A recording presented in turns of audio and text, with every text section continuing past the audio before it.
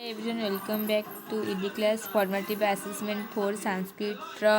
copyright उत्तर 2023 question paper discussion हम चलते दिन करके भिडियो स्टार्ट करवा यूनिट 1 एकम पदम उत्तरम लिखितः आई का असाधु स्तुत निर्दयु असाधु स्तुत अनंतक व्याधि का अनंतक व्याधि लोभ तपस्सह लक्षण किं प्रोक्तम निज धर्म रे बंचिबा का सुख उच्यति नास्तिक आई विपुरुष का दुर्जन शत्रु क्रोध यूनिटी 2 आई कीदृश पुरुष मृत दरिद्र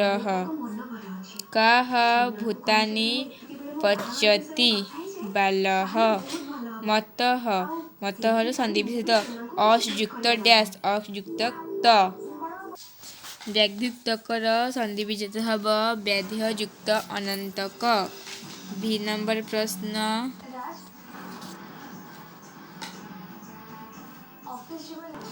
धर्मस्य तव गृहाया निहितम गृहाया इति पदस्य सकारण विभक्ति निरूपणम। यार उत्तर होची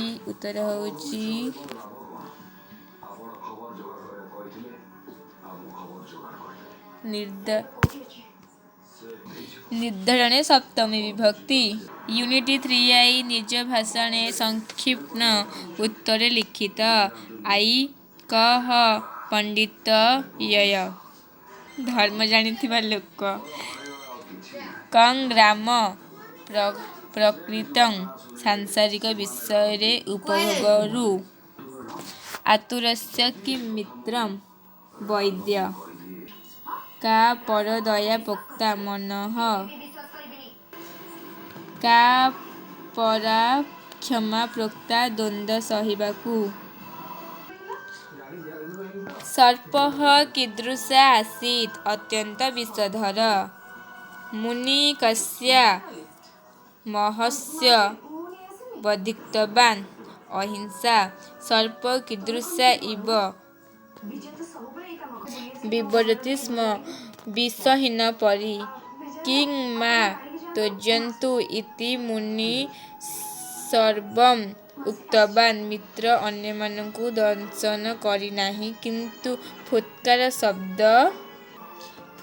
शब्द छाड़ी नाही। सर्पः कुत्र बसति स्म बरगछरे मल्टीपुल धवल रंग डैश प्रतीकम धवल रंग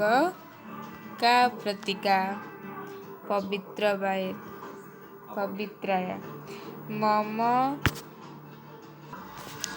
मम स्थिति डैश जाता मम स्थिति शोचनीया जाता डैश दमन दम यार सूची मनस्य प्रमाणम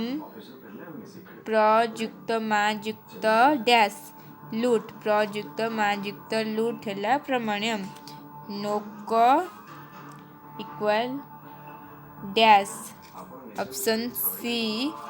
नोक युक्त एक।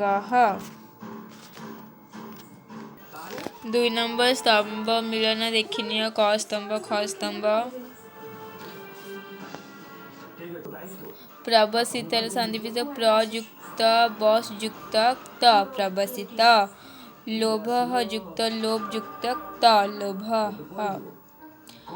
जीवी त्वम युक्त जीवी युक्त तुमुन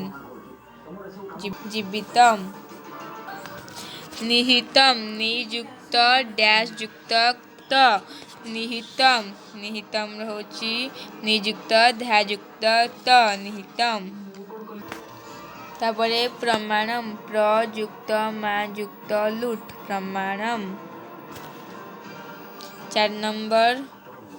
मौखिकम का भारतस्य परिचय धारयति तिरंगा पताका धवल सस्य मध्ये किं वक्तव्ये अशोक चक्र देशस्य सार्वभौमस्य प्रतीक किं जातीय पताका ध्वजस्य मध्यभागे कां रंग अस्ति ध्वजस्य मध्यभागे सबुजं रंग अस्ति प्रच्छन्नयुक्त तबन इक्वाल होची पृष्ठबान जो संस्कृत माड़ सब्जेक्टिव सब्जेक्टिव